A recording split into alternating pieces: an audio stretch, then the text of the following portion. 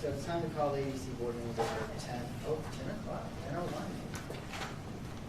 All right, Kevin, will you read our public comments? Yeah. Public comment. Please be advised comments must be kept at 3 minutes or less, and that citizens may comment with regard to items on the agenda or pertaining to AEDC policies, programs, or services. As to items not on the agenda, the AEDC board may not discuss or take action on the issue, but may make statements of fact, reciting existing policy, request an item to be placed on a future agenda, or may refer a question to staff. I would like to speak. Hi, I'm Kim Benson, and I never speak at these things. I just like to come and watch and learn. I had 31 years, if that's what I did, was teach, observe, and learn. But one thing I wanted to mention, and Kevin kind of already clarified that, was that Councilman Kraft asked for the packet to be available to the citizens. That didn't happen. We have it today. Thank you, Kevin. But I do think that's important, that the citizens are informed. I like to be informed. So if you can get that fixed, that would be great. The other thing is, I noticed in the articles of incorporation, which now Mr. Atkins are not called that anymore, they're called, help me, certificates of formation. We learned that last night. So I noticed that this meeting can be videotaped. That would be so helpful. I know you don't have the ability here or in your other meeting place. Could we move it to City Hall? I think that would help citizens. I'm retired, I can come, I have nothing else to do. So, but citizens that are working want to be informed, and they get hearsay of what went on at these meetings. But if you could videotape it like the council meetings, that would be so much more helpful. And you've got transparency at that point. Thank you. Thank you. And I can speak to the packet, as I was telling Ms. Benson, is that we're working on a tab on the website. That way it will be under upcoming agenda, it will have, and then we'll also say current agenda packet. So that should be available for the next meeting.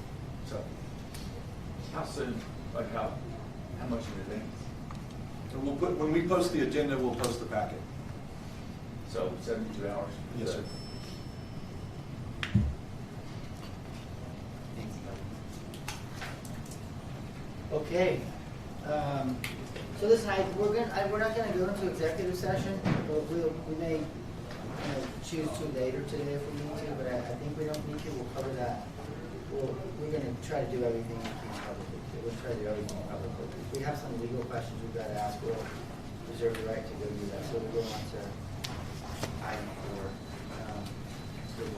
So I entertain a motion for approval of the December 10 and January 7 EDC 4 minutes.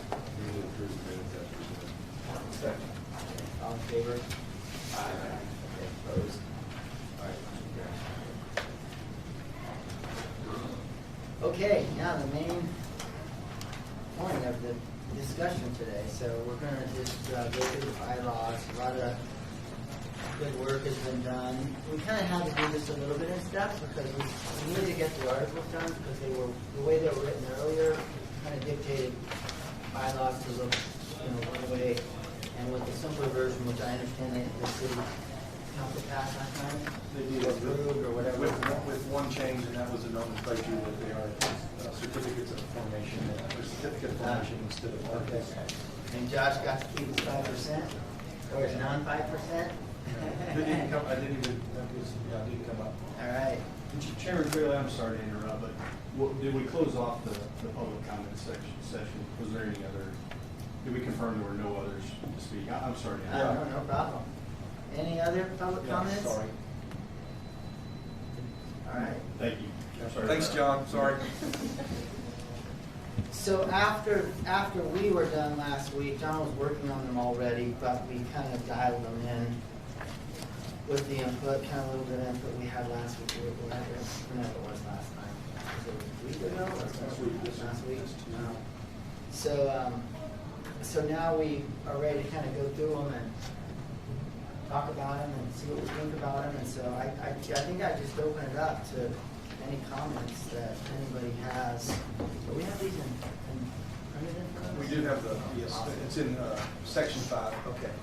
Okay, so I've spent some time on this with Kevin and John, so I feel pretty settled. So I don't think I have any questions or questions. Fire away. Page 9. Page 9.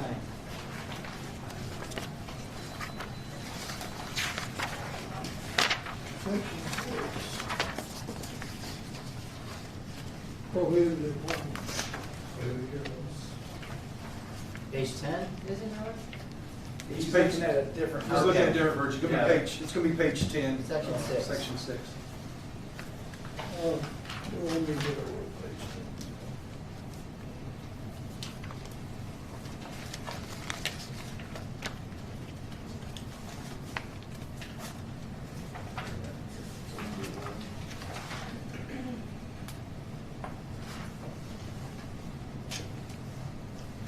Top of page 11. Top of page 10, isn't it? Well, section 6. Right here. Prohibited loans, the director may not accept, and the corporation may not make a loan to a director. Now with that, I don't have any problem with that. But the rest of this, I don't think needs to be there. Any director who votes for or says making a loan to a director, the officer who participates in making the loan, control necessary of the loan, and so on. So why do we need that last sentence? Since we can't make a loan.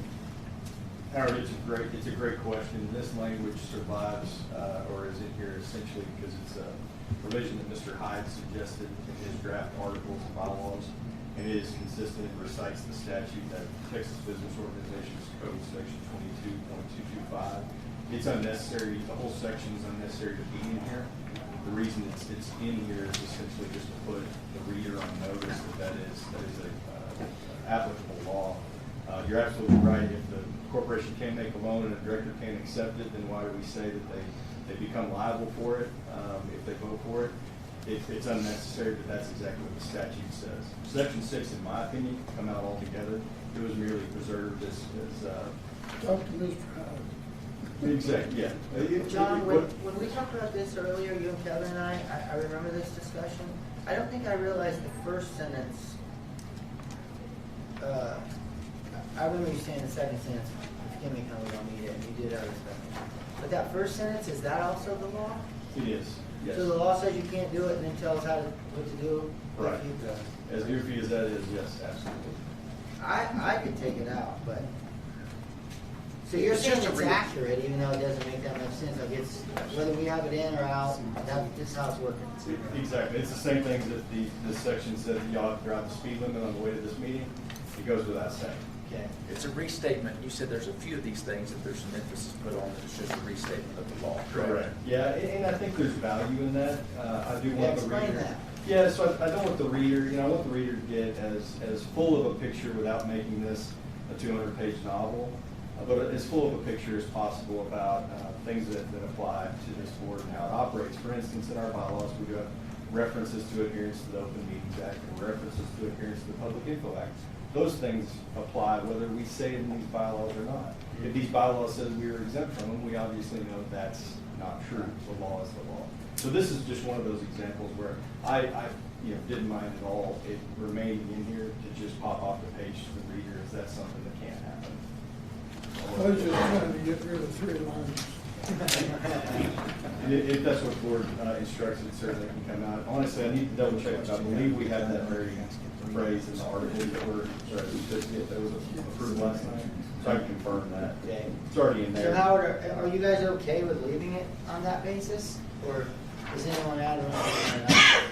I know they love taking things out, but I'm fine also.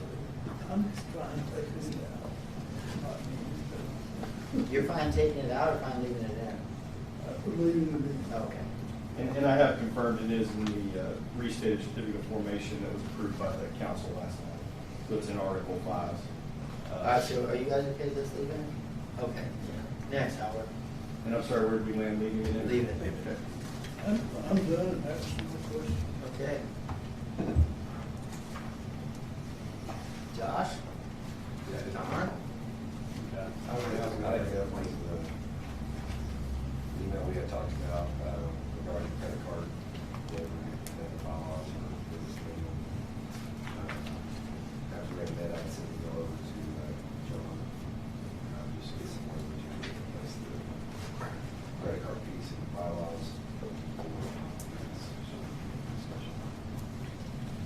Is that, did we discuss that, is that more of a policy thing? It Or is should- it gonna be in the bylaws? It sure can be, but there's nothing that prohibits the board from adopting it in the bylaws. It certainly becomes, something a little bit higher level, right? Policies here, bylaws here, restated formation here. So if that's what the board opted to do, it could be certainly incorporated in the bylaws. It also would be appropriated in a policy. In fact, Mr. Hyde's revised policies is where he addressed that. One of the caveats that Josh and I talked about was, rather than just the blanket prohibition in any and all circumstances, I would recommend the board consider a carve out for extraordinary circumstances such as a lost or stolen or damaged, corporate card. If you're on the road and you can't replace it, that the board would have the discretion to approve those expenditures on personal cards in those extraordinary circumstances. So when we get done with this, you just told me something. I didn't know which, I should say that because that happens every 5 minutes. But when we get done with this, then do we have a next project of finalizing policies? Certainly can. There's been proposed amended policy drafts from Mr. Hyde, and this board can consider to update the Or policies. is that totally internal, not having to do with the city council? That's correct. Would just be a board. It can, yes, I mean, it certainly can be, and I mean, not that of we course it wouldn't be would happy be. to tell them what we're doing, but they haven't said, now go do your policy, please. So far as I'm aware, that's Okay. correct. I think So if, with the issues that have come up with credit card and that type of deal, I think that's what council has a little heartburn of saying. We just want to make sure that those are in place. so you kind of would like it to be in the. I don't know that it's necessarily in the bylaws. I mean, it's a little bit stronger to be in there. But I just think that that's where council has a little, well, we just want to make sure those guardrails are in place, that it can't be Yeah. misinterpreted. It's on the. Remind me what it is again, Josh? It's the use of personal credit cards for. Oh, and it says they corporation can't, business, basically. basically.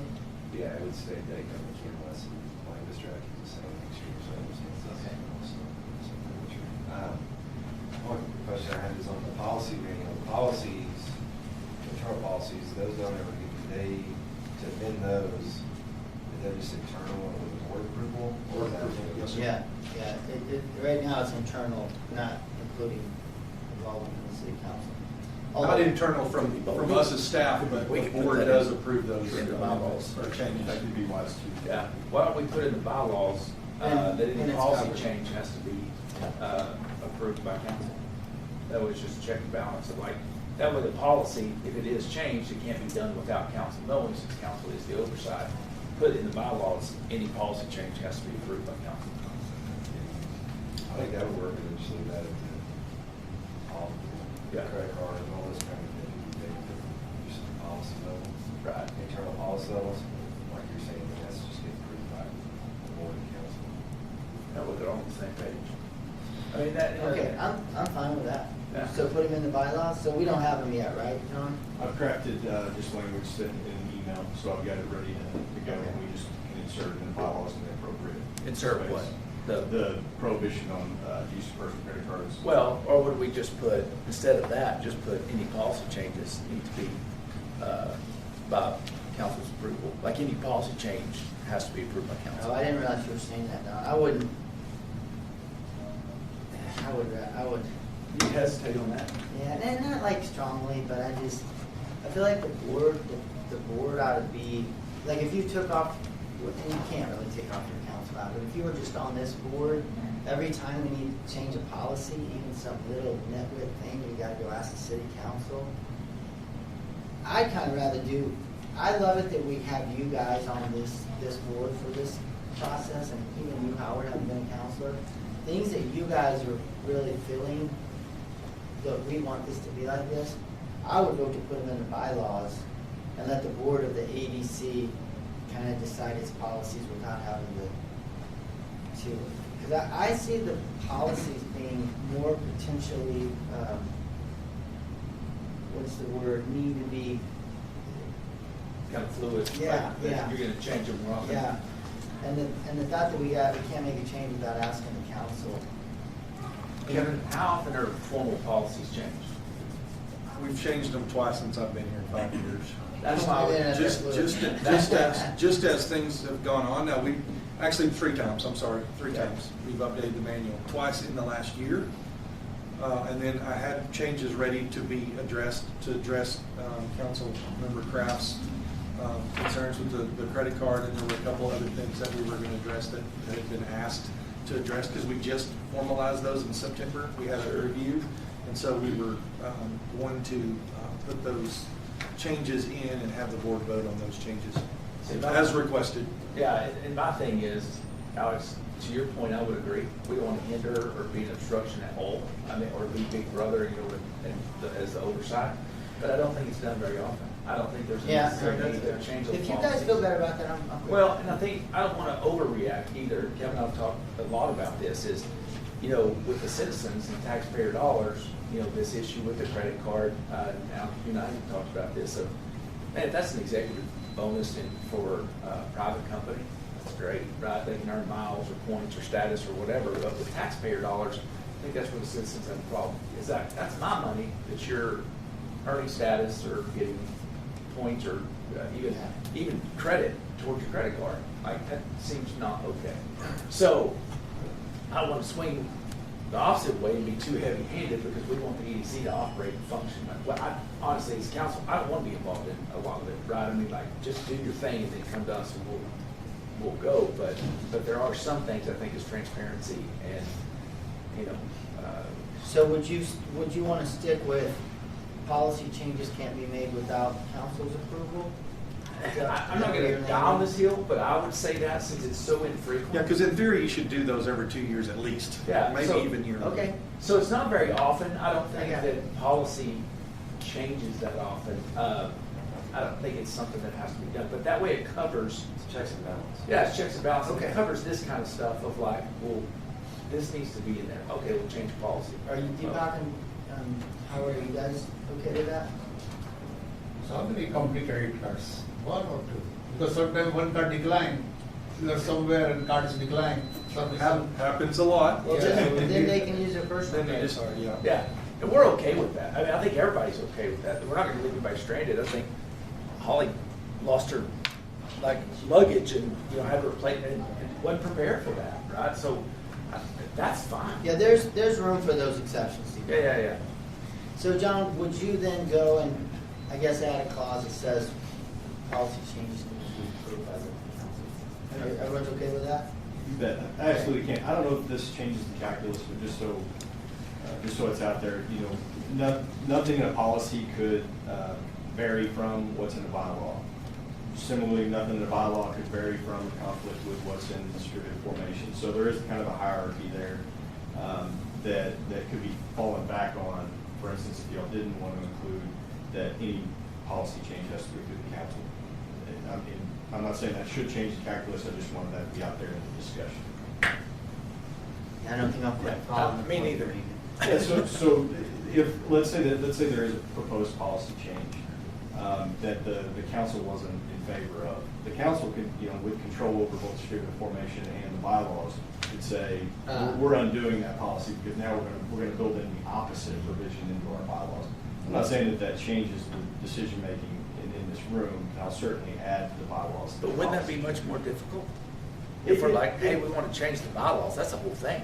Versus like them just coming to council saying, hey, we're going to do this. We're like, the council says no or yes. It's actually the same It process. seems more- Yeah, It's the same process because you gotta go both through both bodies. But John, I hear your point, but for me, it doesn't change the calculus. I think we did this the way Josh and Don had proposed, and it'll be fine. So, And then did I hear also that we will be, in the bylaws, we'll be adding the specific no personal credit card use with those exceptions we described? I don't think so unless, I mean, we're gonna have to update. yeah, they're going to policy. Yeah, go on policy. Okay, I'll just, I'll adjust my craft language for that to add the decline card piece. Deepak, I hadn't thought of that yet, but that's absolutely a possibility. Now, one thing I'm not aware of is how you would document that if you're on the road. I just don't know. Does our language, John, so let's get to that in a minute, because we're fixing the bylaw. So we're all agreed, John's gonna put in here that the policies don't change without city council approval, right? Correct. So then that issue's over. Yeah. Is that issue over? Yeah. That was a question, so I know. Yeah, so that's gonna fix, so I originally brought up the credit card piece, right? Now I brought up, well, I would just do it towards policy approved by council. Okay, So we can put anything we want, okay. we're gonna get that policy label with the credit card piece. You know? Because right now, I think there's, at least from staff, without looking at Mr. Hyde's couple of additions that he made, I think there was one other thing that we wanted to address in that besides the credit card, and it was something that y'all had addressed, but I don't, right off the top of my head, I can't remember what that other thing was, but I had two additions into the manual, or changes in the manual, based on the last couple of months' conversation. So should we wait for that for later, and this question John just asked, is that more appropriate for later? You guys okay Yes. waiting, I'll have to talk about policies? Okay, all right, good. What else, John? I think that was it. The only question I had on the, just so I'm reading this right, John, on page, bylaws, page 3, section 4. Yeah, corporation staff, these best efforts circulate a board packet containing documents and information relevant to items on the agenda of each member of the board. So this is saying basically in this section that packet circulated with the board, it's also posted at the same time of the agenda posting online, correct? How that states. Correct. That's it, I'll just double check on that one. Now, did I hear further though earlier, the tab on the website, Kevin, will be accessible publicly, and there'll be a packet, I guess excluding any items that. That's correct. It will be, anything that's discussion, open session will be uploaded to the website. In connection with the posting of the agenda? That's correct. Okay. Do we, would the board like to say as much here? I would, if we could just make it black and white of the agenda will be posted with, the containing documents that the board receives.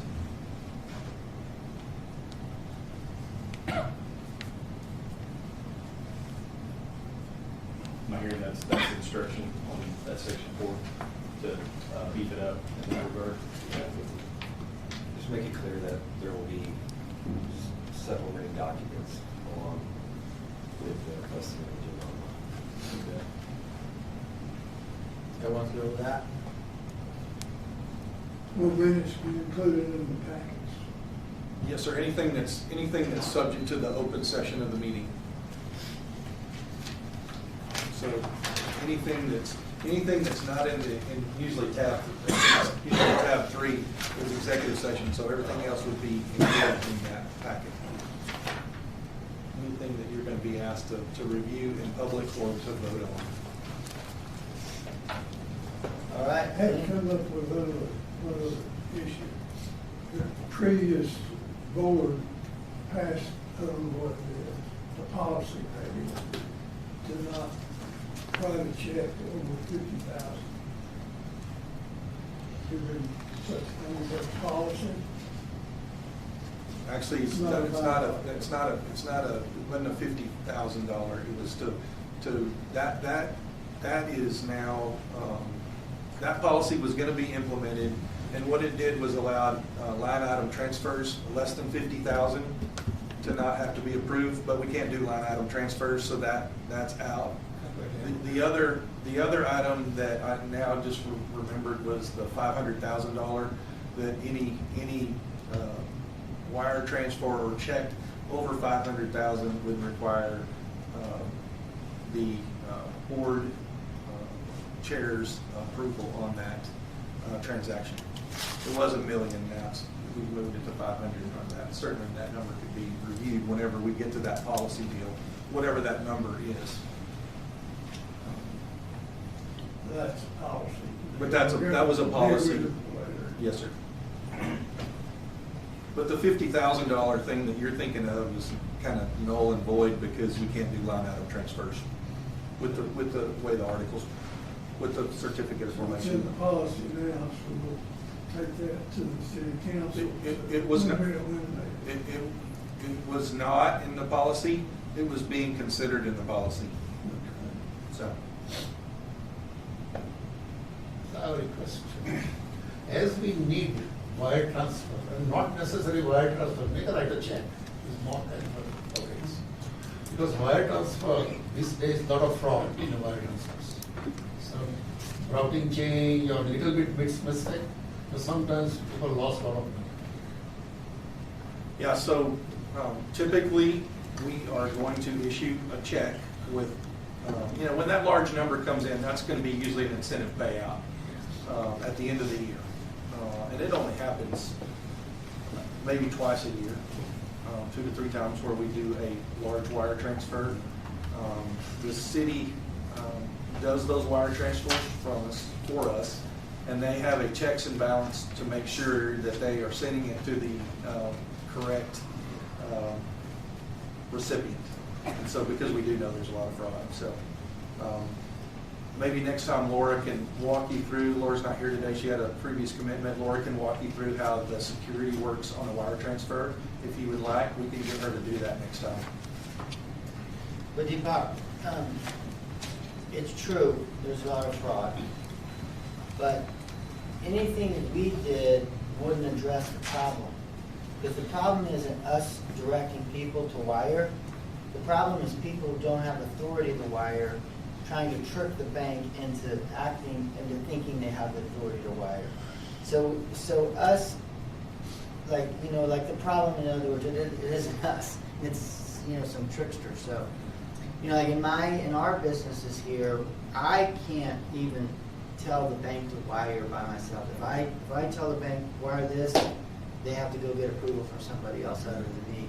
So, because other people out there, come up with these fake things. And that's true with the EDC, so nobody on staff or none of this board actually has signature authority at our bank, so we can't do the wire transfer. Like, I can't go to the bank and write a check or have a check written. I don't have that signature authority. And we use Amarillo National Bank as our account holder. I can't walk into that bank and have them issue a check. I just don't have that signature authority. So I think there's 6 or 8, you might be able to say 6 or 8 people at the city that have signature authority, and it takes 2 signatures. Just several. Yeah, but again, it doesn't matter. Our policies don't affect wire fraud. It's outside people who are trying to act like they have authority that's our problem. So I will say, I don't want to get in the habit of naming names and things, but they're very good at this. If some days will drive you crazy, because I feel like they have to check with not 7 people, but they're very good at it. It's a fair point that it's a huge problem. Okay, anything else, guys? This might be a little bit of a record for speedy bylaw discussion. And one of the changes I assume I'm authorized to make is obviously fixing the nomenclature that the council adopted last night, so I'll be doing that as well. Say that again, fixing the what? The nomenclature, just the title, so we refer to what were articles in here, so now we're gonna call it So description. what's the appropriate next step? Like, do we need to move to approve these? You do. But then it's subject to the change With the changes that we've discussed. Okay, so do we need a motion? We need a motion. I would entertain a motion for approval of the bylaws with the change that I so moved. John discussed. Well, Howard, so, second? Second. Okay, I'll approve. Okay, opposed? Okay, motion carries. That's zero. And to clarify, the next step would be these flow up through the council for consideration, right? Aren't they planning to take them up late this month? On the 28th. Yeah. I think, John, as soon as you get them to me, I'll send them to Grayson, and then he can disseminate it to council. That way they can have a couple of weeks to look at those. Well, could we, So- when he gets them to you, could we have the board be sure they're good with this board? Yes, absolutely. Yeah, just send them to all us first and just go back to Kevin and say I'm good. If someone's not good, we'll tell them. If you don't like the added language, although you need to probably have that language drawn out, probably while you're making the motion, so that you can't change it. So Right, you want to draft we don't wanna- some. we want to be wary of walking forum concerns, so I think they could be disseminated to all the board members, blind copy, And if anyone has an issue Yeah. with the language, then that person should just get back in direct contact with Kevin without there being any sort of, obviously, no interaction amongst the board members on those matters. And if, Kevin, you get no indication that there's any issues, then we know the language is what it should be. Because the one change you're making is to the EDC policies and procedures have to be board approved and council approved. Is that the only change? That in the beefing up the packets. Oh, and the portion of packet packets. language. Okay.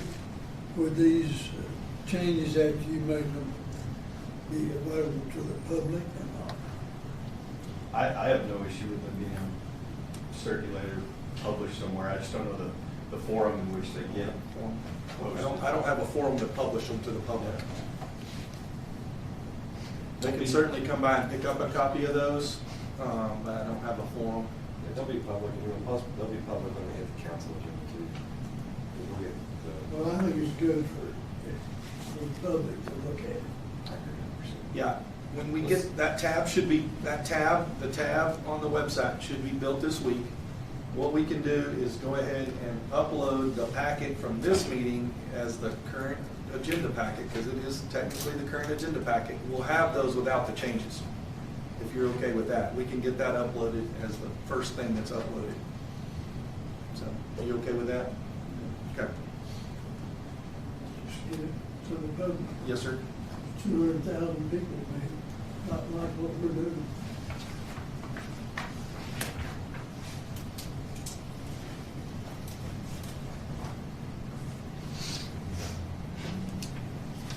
Okay, so that's settled.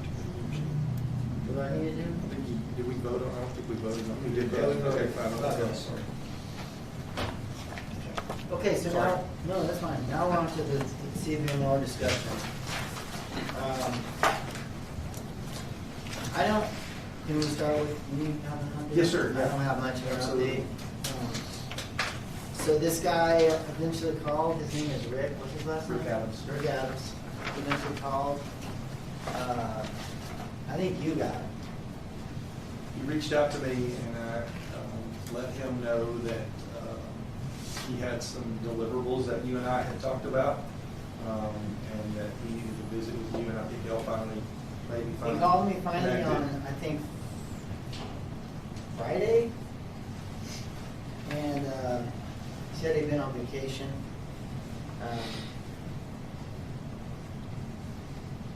We talked about talking before today, and we haven't. So I asked him verbally to let me know if he had any, help for me, and I don't think he does, so. I will say I sensed a different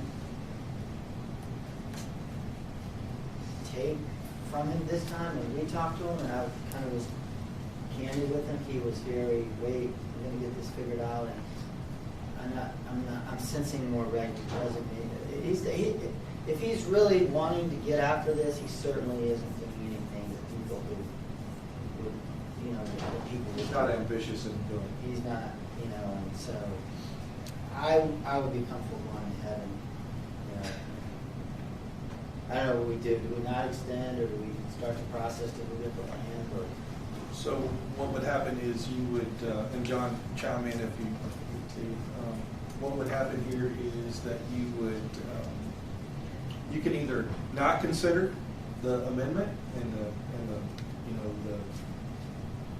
the original agreement ended on 12/31, or you can vote to not extend. It's really kind of the same action. It's however you want that to be. You're just not going to extend the extension, or you're not going to agree to this amendment. So is that right? You can either vote or not vote. It's the same. Correct. If you were to vote not to extend the agreement, it's the same as not even taking up the agreement. Same net effect. You're right, Kevin. I think if I was picking myself, I would lean towards taking affirmative action to reject the request for an extension if that's the board's determination. Why would you vote to officially reject it versus just not take it up? One thought is on, when it comes to the reversion of title to the land, Title companies and others might want to see official. Yeah. Okay, so are you guys ready to someone make a motion to vote I on got that? a question. Yes, sir. You talked to someone else before, No, same guy. same guy. Yeah. He's the CFO of, I think of their. CVMR Texas. Their Texas operations. Give a quick summary of what he said. What he said before, like I talked to him the first time and he did a lot of talking around basically the issues of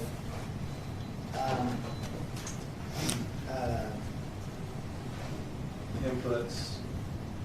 the first thing though, do they have the money? And then inputs and then clients. And in that call, I didn't really engage him. I prodded with some questions, but I let him do all the talk. I didn't push back. I mean, all my alarms were going off, but I just would kind of got to think a little before I. So when we called him back after we had met with the mayor, I said, I want to tell you what I hear, what I heard from you the other day, even though you didn't say it directly. And I said, number one, you don't have the money. And he ended up saying, yeah, I couldn't show you that we have the money if you asked me to. And then I said, you don't have the inputs, you don't have the nickel. And a tiny bit roundabout, but he confirmed they were having problems with the nickel and they didn't have the nickel, like, they don't have an arrangement to get the nickel. Kind of blamed it on the government. And then we didn't need to talk about clients.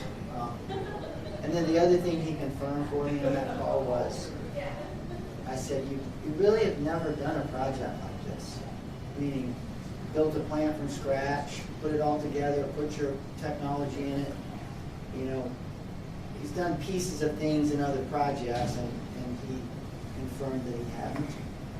And I don't know that that's that critical, except that was a question to me that should have been asked some long time ago. So, yeah, he pretty much confirmed all my assumptions from talking to him the first time, and at that time he acted like, hang on, we're gonna get there. But it's just been really almost nothing since then. My opinion is we did a deal with people who probably never had the capability to do it. Explain this to me, this entity, I think it's CVMR Texas. But in investigating this on the internet, this CVMR is a big outfit. Yeah. 18 countries. Yeah. So they don't back any of the Texas. Yeah, I think CVMR Texas is, well, correct me, but I think CVMR Texas is just a wholly owned subsidiary for their operations in Texas. It is. It's a It's wholly done. owned subsidiary. It's still done. So they set that up. Probably, I'm guessing, that they didn't know if they could pull all this together. But That yeah, wouldn't affect the rest of it. yeah, I would predict they set it up to protect themselves from liability, protect the rest of the company from liability issues associated with operations in Texas. Pretty common, risk management move. You ready for a motion? What was the total future commitments on this? So it was for 1,000 jobs at $20,000 per job, so $20 million was the future commitment. And then the land, 400 acres that we paid $5,000 an acre for. And so, obviously, by not extending this, we'll start the reversion of getting the land back, so we'll have that back. So, for the public to know, we probably, our total expenditure on this has probably been less than $50,000, and that's, legal fees, and then we did have a reception. So that's our only cost. Maybe a title policy, I don't know what that cost, but, there was some cost, but we haven't lost a lot of money in this process. And that's why we build these agreements this way, where we have protection for the taxpayer. Howard, if they had come back and said, look, here, or I'm a week away, or something that would have caused us not to stop, I can see, like, I kind of just, look, all this is new for me, I'm just learning. you know, and I thought, like, every time you, to me, in business or really any time, when you have a failure, and that's a little bit of a, you know, when you have something that doesn't go the way you want it to go, I just think it's just wise to go back and say, okay, what would I have done different? And as I think through that, like, I wonder if in the future we would, and I'm gonna make a point here in a minute, but if we would say, okay, you wanna come here, you say you're coming here, you say you can do that. I mean, I would have probably asked a lot more questions, or maybe in a more direct way to try to ferret this out so we don't do a deal and don't do all this and it fall through. But I wonder if we might have said, we'll give you the land when you show up. The day you show up to break ground, we'll deed the land over to you the day before.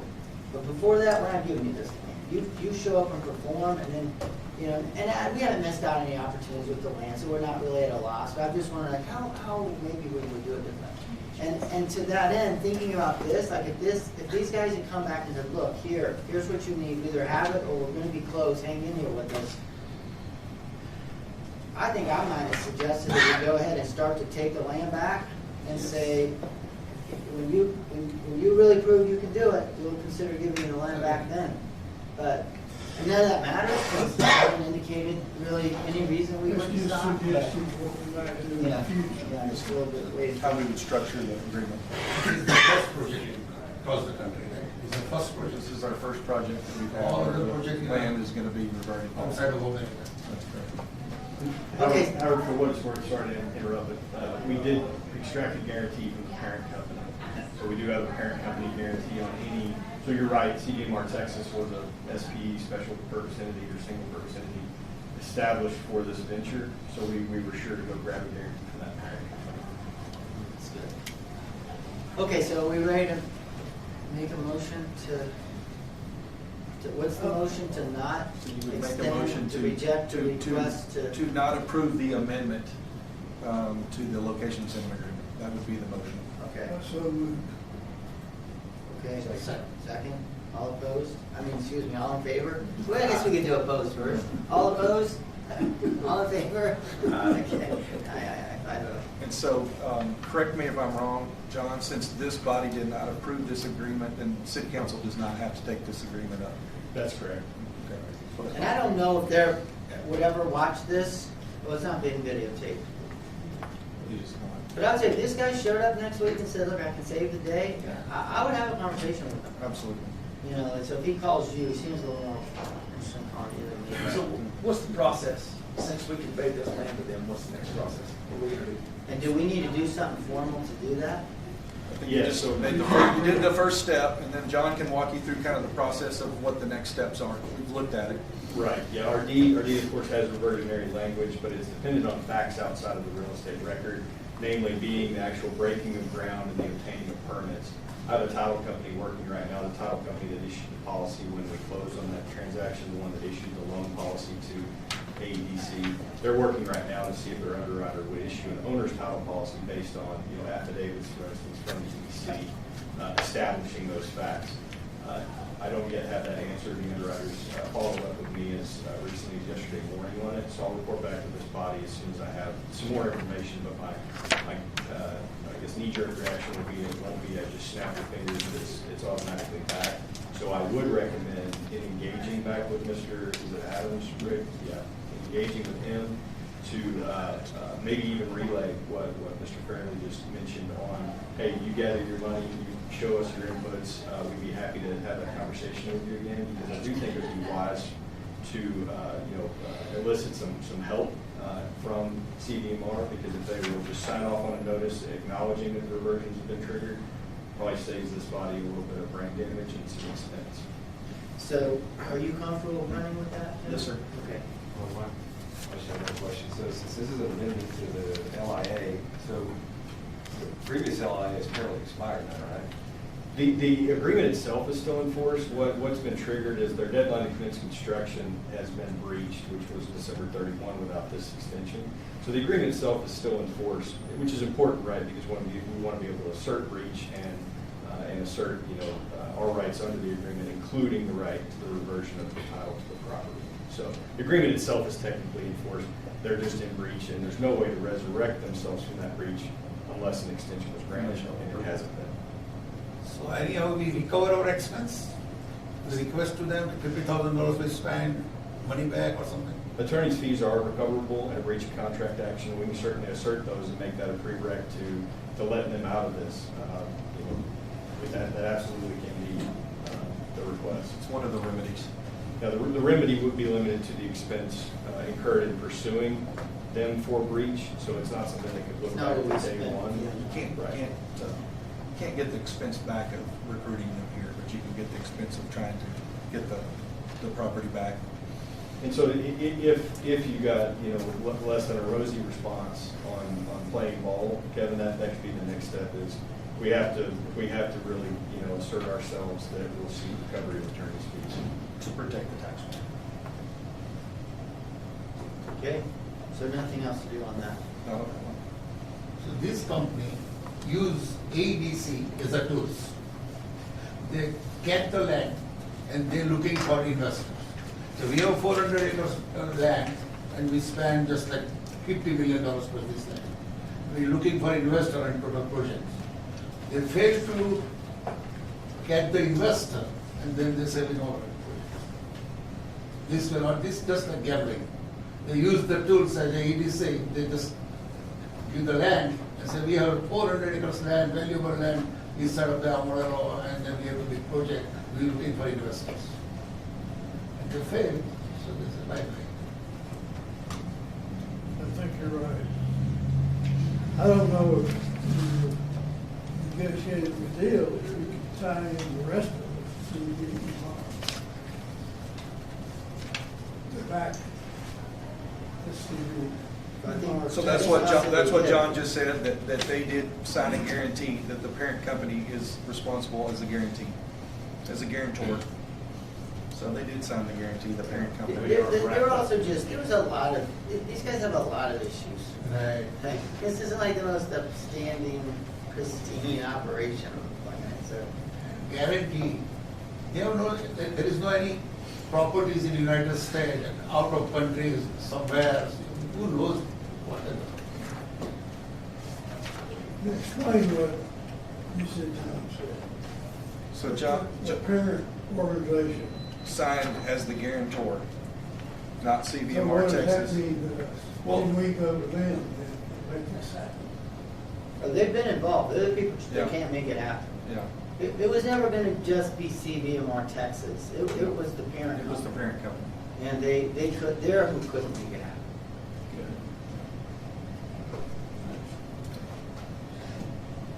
Okay. Are we going to the next thing? Yes.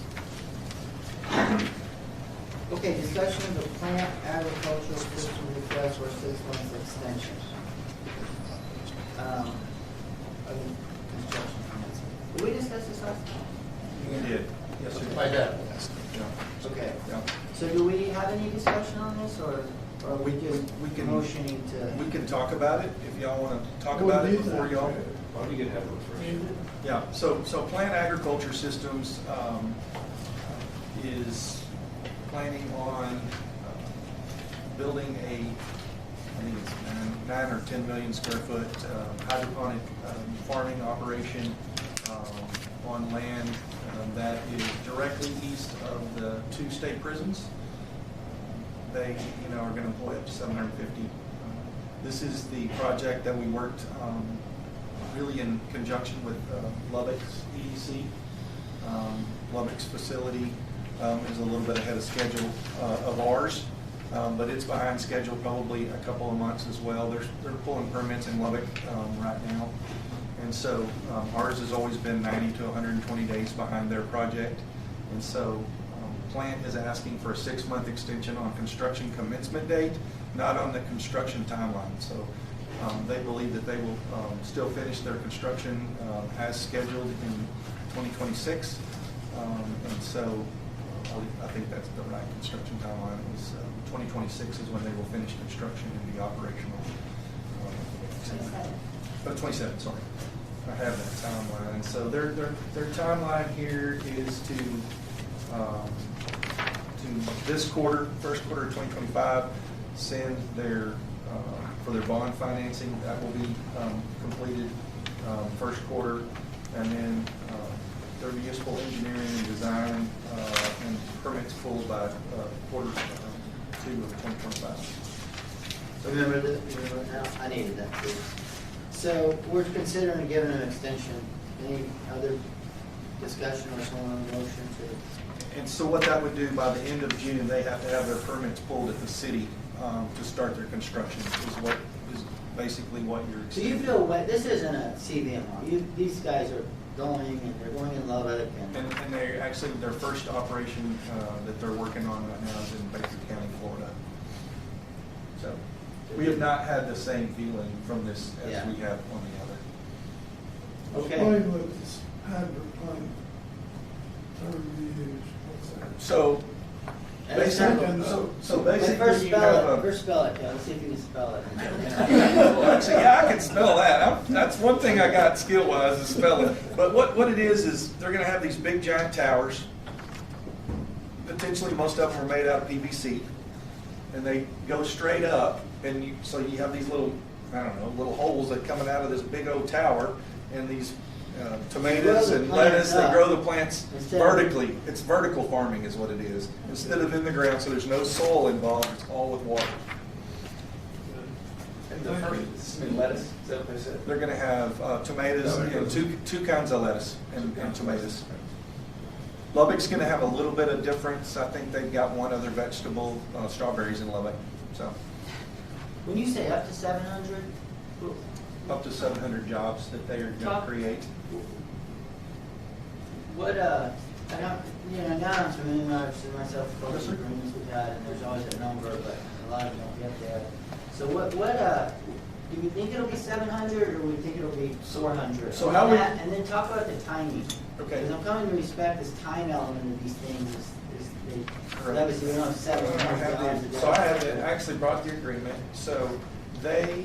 Just in general, tell us what you think will happen.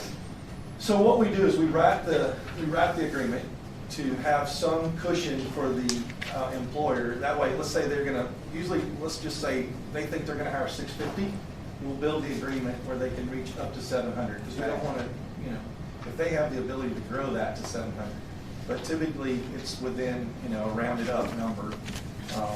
And so. So what do you think will happen? In the first phase, do you remember what that number is in the first phase? It's like 250 in the first phase. Closer to 200. So this project will actually build in phases. So they're not going to build, I think, 10 million square feet of greenhouses. That they're going to start by one facility and the next based on consumer contracts. So they're not going to build stuff that's going to be empty out there, and they're not going to hire for jobs that no one's out there growing. So So this the will first actually- phase is a couple yeah, hundred. and so every agreement we write on the second or third page, it tells you how long they have to get to full capacity. So what's the first phase? So this one, they have 6 years to get to that 700.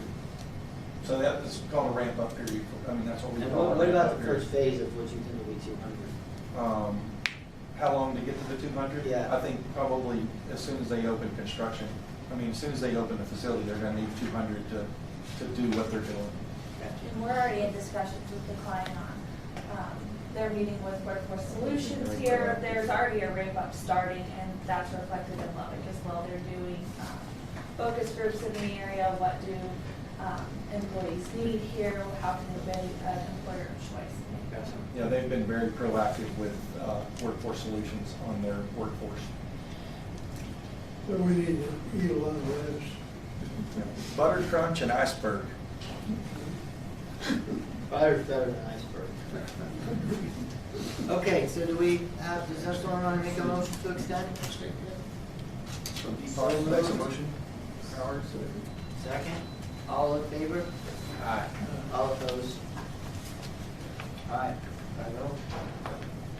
Ayes have it. Date and time. Next meeting. Okay, date, time, and next meeting. Tentatively have it here for February 18th.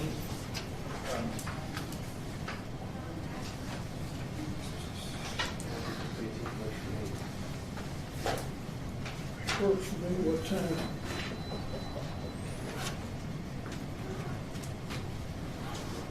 That's up to you, how you would want to, it's been pretty fluid, so, I mean, I don't know if y'all like the early or if you like the 11 o'clock. You said February 18th? Yes, sir, does that work for you? Good for me. I can do any time. I like 9 better than 11, but I can do any 9 okay? time.